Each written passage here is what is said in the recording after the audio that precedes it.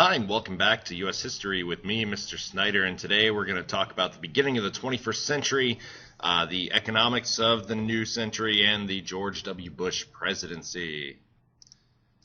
So, globalization is what's going on throughout the latter half of the 1900s, but it really picks up in the 1990s going into the 2000s with the introduction of computers and the internet.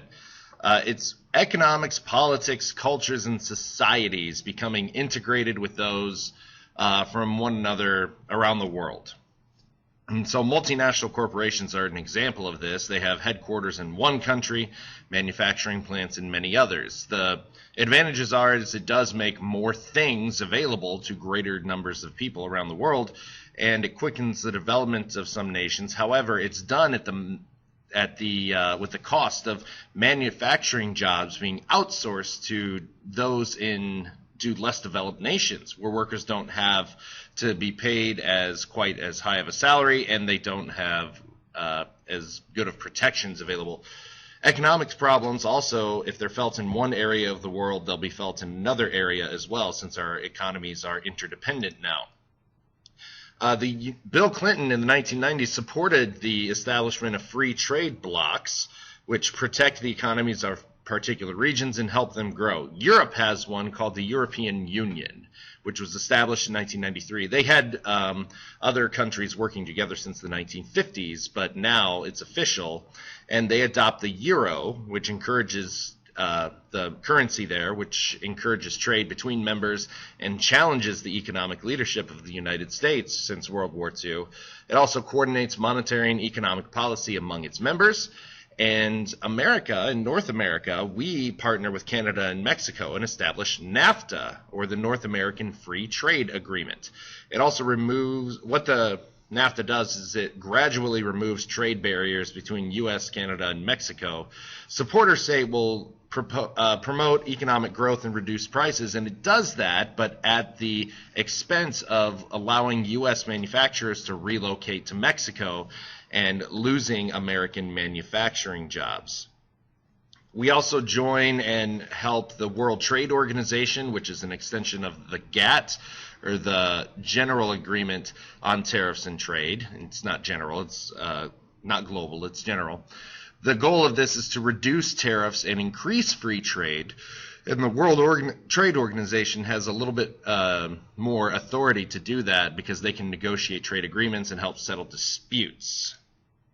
Here you can see the drastic reduction of manufacturing jobs since World War II, 1945 up through 2010 is the red line, and we are now a service economy, which means we, for the majority, provide services, and this leads to a decline in manufacturing, which has led to a drop in union membership. So now let's get into politics with Al Gore versus George Bush in 2000. Al Gore is the Democrat. He's Bill Clinton's vice president.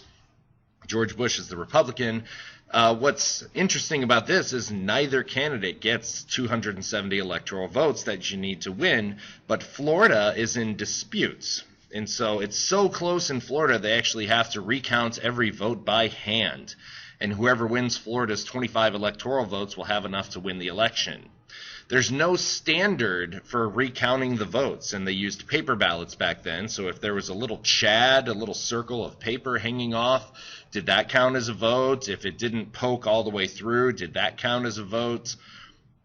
Bush was winning by 537 votes, and Democrats are suing Republicans, Republicans are suing Democrats, and usually the night of an election you know who won, but we don't know for over a month after this who is winning.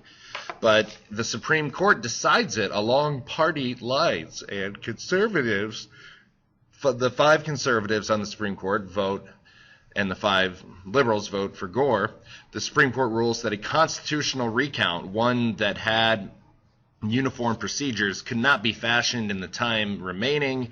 The recount that is being done now is unconstitutional because it violates the Equal Protection Clause of the 14th Amendment. And so that gives the election to Bush because they decided to go with the original recount numbers. This is the 4th time in U.S. history that the winner did not win a majority of the popular vote. It's a fact that more people in this country voted for Al Gore than for George Bush. But because of the way that the Electoral College works, Bush becomes president. So Bush's domestic agenda includes trying to dig the country out of a recession by giving tax cuts. 1.3 trillion in particular would stimulate the economy and put more money in the hands of consumers. He also does No Child Left Behind, which if you ask 9 out of 10 teachers and people in education whether they like, 9 of them would say no. What it does is it ties federal funding to student achievement. So if you have a school who is doing poorly, then they could have their federal funding pulled. But that school would then probably be the ones that needed more help, not pulling away their funding to begin with. And Bush also extends Medicare to cover prescription drugs. It was very expensive to do so, but seniors were having to choose between their food and their medicine for the week.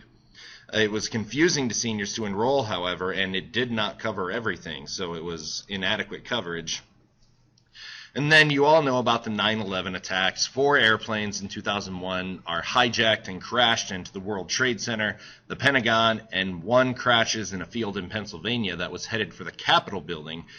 The blame is quickly placed on the Al-Qaeda terrorist network, whose goal is to end American involvement in Muslim countries in the Middle East. They're led by Osama bin Laden, and they train in Afghanistan. And they are given safe haven by the Taliban government. Now, think of the Taliban as like the political group in charge of the government. They're they do an extreme form of Islam. And so that's probably why they like Osama bin Laden. So we tell the Taliban to turn over Osama bin Laden. They refuse. So later the next month, we invade Afghanistan to overthrow the Taliban and defeat Al-Qaeda. Bin Laden escapes into Pakistan and hides out in the mountains there, but he is captured and killed by U.S. forces in 2011. The war on terrorism continues at home with the Patriot Act. One complaint of 9/11 was that they didn't have the tools necessary to follow and tag suspected terrorists here at home. So this gives law enforcement officials broader power to monitor suspected terrorists. However, critics say it infringes upon people's rights because we must balance our civil liberties versus our security, but it's up for debate about what that balance should be. The Department of Homeland Security, another complaint about 9/11 was that the different levels of emergency responders could not communicate with one another. So this coordinates security matters among state, federal, and local agencies. Later on, a couple years later, Bush tries to tie Saddam Hussein to the war on terror, and he believes that Saddam Hussein is stockpiling and creating nuclear, chemical, and biological weapons of mass destruction, or WMDs.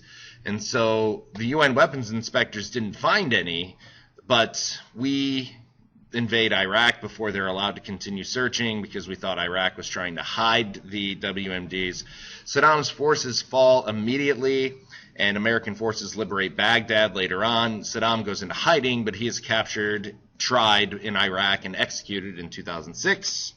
We do not finish operations in Iraq until 2011, and there are almost 4,500 U.S. troops killed. So it's not Vietnam numbers, but it is certainly a lot of heartache back home for their families, and over 32,000 wounded as well. In the 2004 election, Bush defeats John Kerry because Kerry is seen as unstable on the issues. In his second term, we have problems in Iraq with 3 different groups fighting for power of the new democracy there. A Senate Intelligence Committee and a UN report determined that Saddam never had any nuclear weapons or materials to make them, nor was he connected to terrorist groups. So a lot of people accuse Bush of misleading the Congress and the American people about the WMDs to win support for the war. And in 2005, Hurricane Katrina hits New Orleans in Louisiana on the coast there, and the rising waters flood the entire city. It is a huge disaster, and people criticize the federal government's response to such. They're forced onto rooftops and into the Superdome there to wait for rescue. Finally, we get to the 2008 financial crisis, which triggers the Great Recession. Banks throughout the 2000s, under the deregulation policies of conservatives, loan out too many subprime mortgages. And what these are, they're mortgages that are allowed to be lent out to less qualified, low-income borrowers. They have higher interest rates because these people have lower credit, and that means they're more profitable for banks. But when the 2007 recession hits, these people are the first to be laid off, and they could no longer pay their mortgages, and they have their homes foreclosed. So the banks are sitting here with all these houses, and they're not being paid for them. So housing prices fall, the mortgage-related investments lose their value, and the banking firms actually collapse. Couple that with the 2008 stock market plunging, and Congress and the government have to do something, or we're looking at another Great Depression.